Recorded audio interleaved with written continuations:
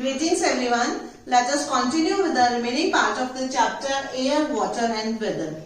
Air we have already discussed that day. Now today we are going to discuss about water.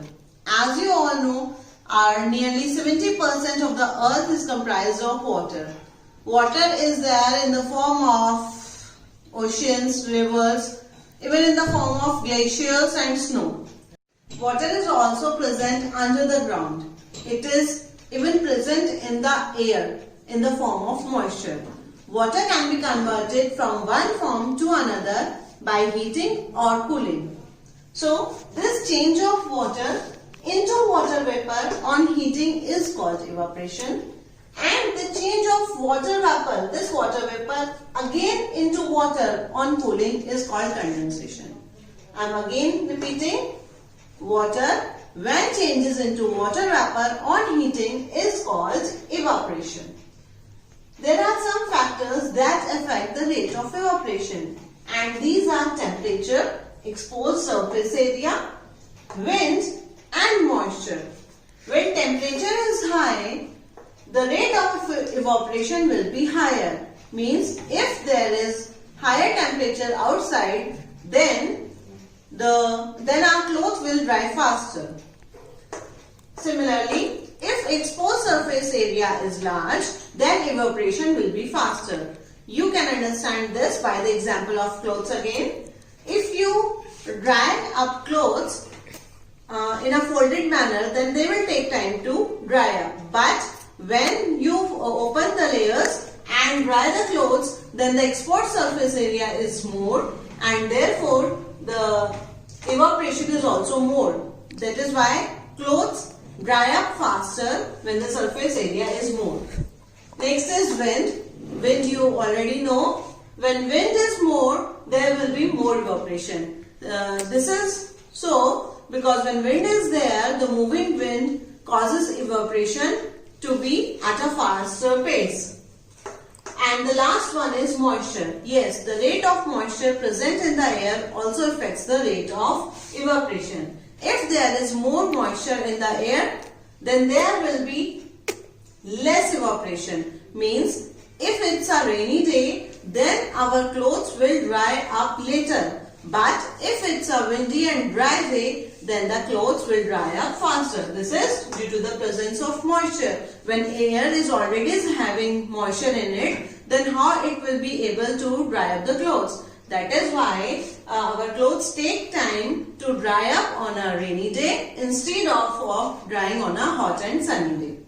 That is all about evaporation and the rate of evaporation, how different factors affect the rate of evaporation. Now let us come to condensation. Condensation, as I have already told you, and we have studied this in our previous chapter also. Condensation is the process in which water vapor changes into water on cooling. We can see condensation in nature in various forms. The water comes back to the ground after condensation in these ways, in the form of dew, frost, fog and mist. So let us discuss about dew first. What is dew? Have you ever been to park in the morning? The small droplets of water on the leaves, petals and the grass, that is dew. This is due to the difference in the temperature of the ground and the air. So the moisture present in the air converts into dew. Frost. Frost takes place when it is very much cold. When we go on some hilly areas or when there is very less temperature over here in plains also, sometimes you must have noticed our eyelashes. There are tiny droplets of water, or you can say freezing ice on our eyelashes when we go out for a walk. This is frost. Frost is caused due to the extreme low temperature, due to the difference in the temperature. Fog and mist you already know. We North Indians already know about fog. Fog is there in winters. When the moisture present air is trapped in the air, then it forms fog and mist. Fog and mist also causes a lot of accidents in the winter season because it reduces our visibility. That is why it is not good for us. Let me add one more point here, snow. When on mountains the temperature is very low and the atmospheric moisture converts into tiny crystals of snow instead of changing into water droplets, then snowfall is there, and this is also a form of condensation. Similarly, as I have told you that fog is not good for us, similarly it causes accidents. Similarly, frost is also not good for us as it causes our crops to damage. One more point I would like to include here. Fog is denser than mist. Mist is when the visibility is more than 1 kilometer, then we will be calling it a mist. And when the visibility is less than even 1 kilometer, then it is called a fog.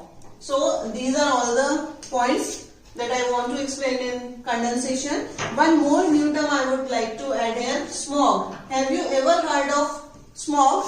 What is smog? Smog consists of smoke plus fog. Smog is nothing but it is a type of air pollution. It is very common these days. It is caused by the burning of coals, etc. Smog is very injurious to our health because it causes difficulty in breathing and breathing problems also. Now let me talk about one more new term, that is humid weather.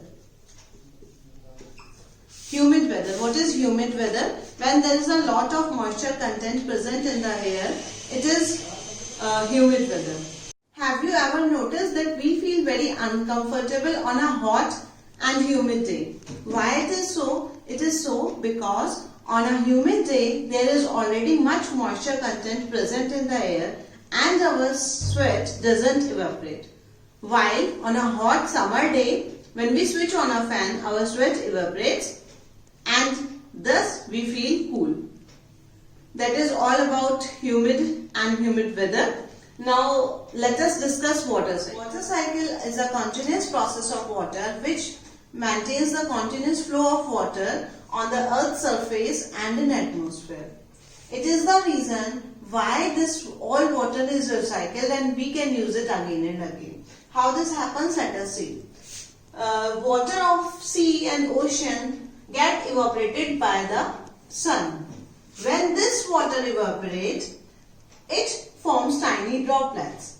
These tiny droplets condense to form clouds. Later on, when these clouds become heavy, the water droplets precipitates and this water fall in the form of rain or in the form of snow. Some water sweeps back into the ocean and river. Some water collects on the ground and later on seeps into the ground and form underground water. So this process continues and it goes on for on and on time. Forever it is going on. So this is the process of water cycle. I hope this topic is clear to you now. Now what you have to do, you have to read all these topics from your book. You have to read from page number 109 to 111. Try to solve the book exercise as well. Otherwise we will do it later on. Thank you. Have a nice day.